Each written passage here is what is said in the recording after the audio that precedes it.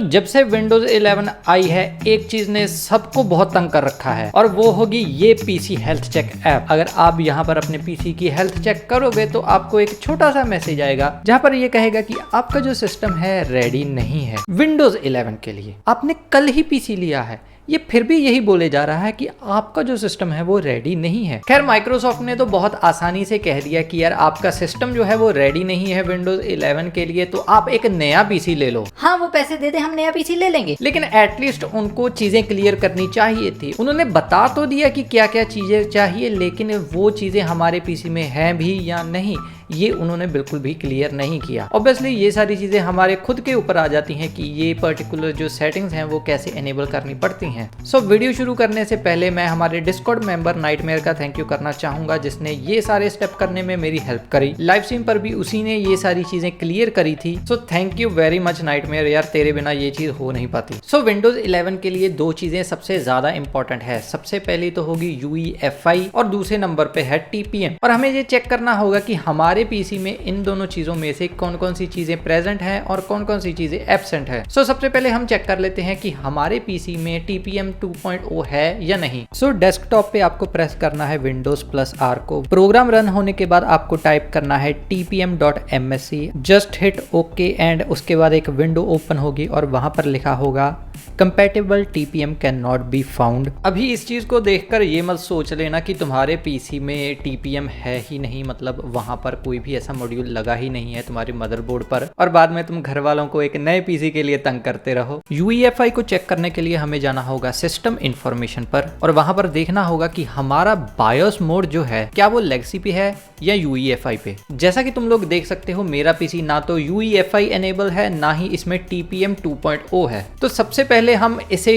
UEFI enable बनाएंगे और देखेंगे कि क्या ये चीज करने से हमारा जो पीसी हेल्थ चेक है वो हमें एलिजिबल दिखाता है विंडोज 11 के लिए या नहीं। UEFI आपके बायोस की एक सेटिंग होती है जो आपको एनेबल करनी पड़ती है, लेकिन यहाँ पर ना एक छोटी सी प्रॉब्लम है। अगर आप डायरेक्टली जाकर UEFI एनेबल कर दोगे तो आपका पीसी बूट नहीं होगा। लेगेसी मोड को रन करने के लिए आपकी जो पार्टीशन है जो आपके पीसी में हार्ड ड्राइव लगी हुई है उसे MBR फॉर्मेट में होना पड़ता है। वहीं अगर आप UEFI यूज करना चाहते हो तो आपकी जो हार्ड ड्राइव है उसे GPT फॉर्मेट में कन्वर्ट करना पड़ेगा। दैट मींस कि हमारा पहला जो स्टेप होगा वो अपनी हार्ड ड्राइव को MBR से GPT में कन्वर्ट करना होगा। यहाँ पर आप किसी भी स्टोरेज को चाहे SSD हो या हार्ड ड्राइव हो उसे GPT में कन्वर्ट कर सकते हो। GPT में कन्वर्ट करने के लिए आपको एक थर्ड पार्टी प्रोग्राम चाहिए जो बिना आपका डेटा डिलीट किए आपकी स्टोरेज को MBR से GPT में कन्वर्ट करेगा। इस प्रोग्राम का नाम है EaseUS पार्टीशन मास्टर।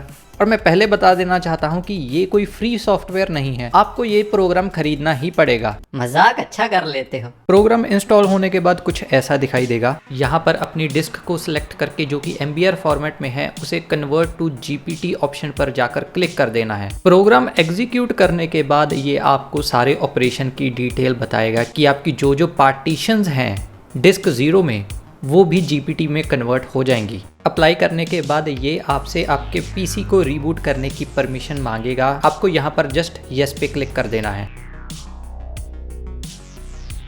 अनफॉर्चुनेटली मेरे पीसी को भी अभी याद आता है कि इसकी एक अपडेट भी बाकी है जो कि इसी टास्क के बीच में शुरू हो गई। लेकिन अगर आपके साथ भी ऐसा होता है तो घबराने की जरूरत नहीं है, इससे आपके ऑपरेशन पर कोई ऐसा इम्पैक्ट नहीं पड़ेगा। पीसी रीबूट होने के बाद आपका जो टास्क है वो शुरू हो जाएगा और मेक श्योर कि ऑन स्क्रीन इंस्ट्रक्शन को जरूर फॉलो करना।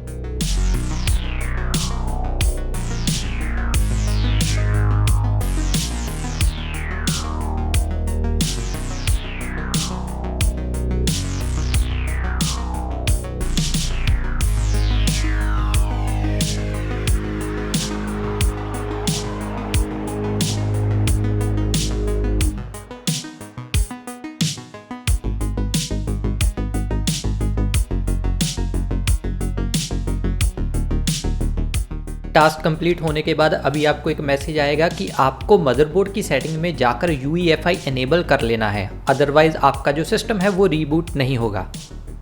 UEFI सेटिंग हर मदरबोर्ड के हिसाब से अलग होती है, सो मेक श्योर एक बार गूगल करके देख लेना कि आपके मदरबोर्ड के हिसाब से वो वाली सेटिंग आपको कहां पर मिलेगी। अगर आपकी बायोस कुछ ऐसी दिखाई देती है तो आपको जाना है advance boot, secure boot, OS type and select कर लेना है Windows UEFI mode. PC reboot होने के बाद आपका जो भी ऑपरेशन था, वो ऑपरेशन जो हमने ईजस की हेल्प से किया, वो कंप्लीट हो जाएगा और अभी आपको एक मैसेज आएगा कि आपका सिस्टम जो है वो रीबूट हो रहा है।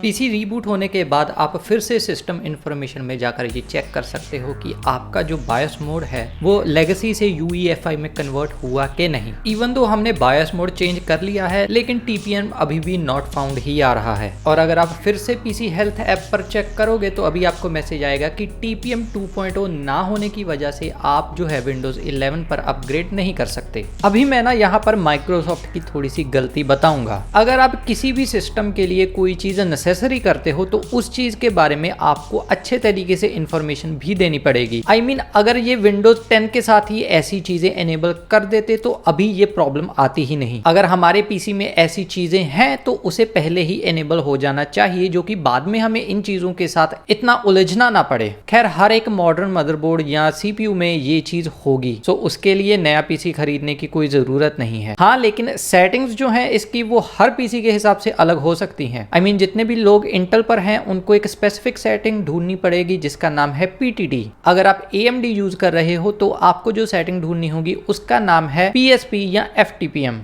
इंटेल के लिए बायोस में जाकर आपको एडवांस मोड सेलेक्ट कर लेना है। उसको सिलेक्ट करने के बाद आपको जाना है एडवांस टैब पर। अभी आपको ढूंढना है PTT सेटिंग को। मेरे केस में ये PCH टैब के नीचे छुपी हुई थी। आपको जस्ट इसे एनेबल कर लेना है और आपको एक मैसेज दिखाई देगा जहां पर लिखा होगा कि Intel PTT is a hardware TPM 2.0 implementation. मतलब कि ये स्पेसिफिक सेटिंग इंटेल के लिए है जो कि TPM 2.0 को एनेबल कर देती है। एनेबल करने के बाद आपको जस्ट इस सेटिंग को सेव कर लेना है और अपने जो पीसी है उसको रीबूट कर देना है।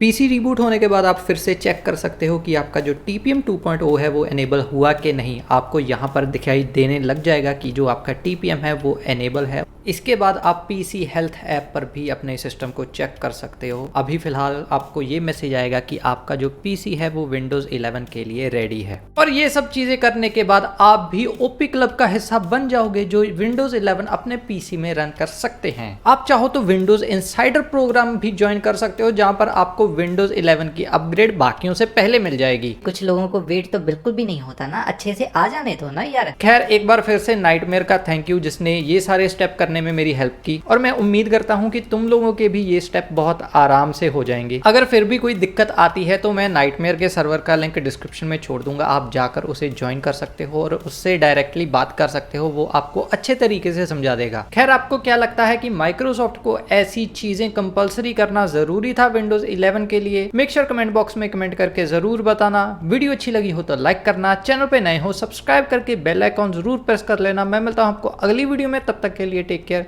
Peace out.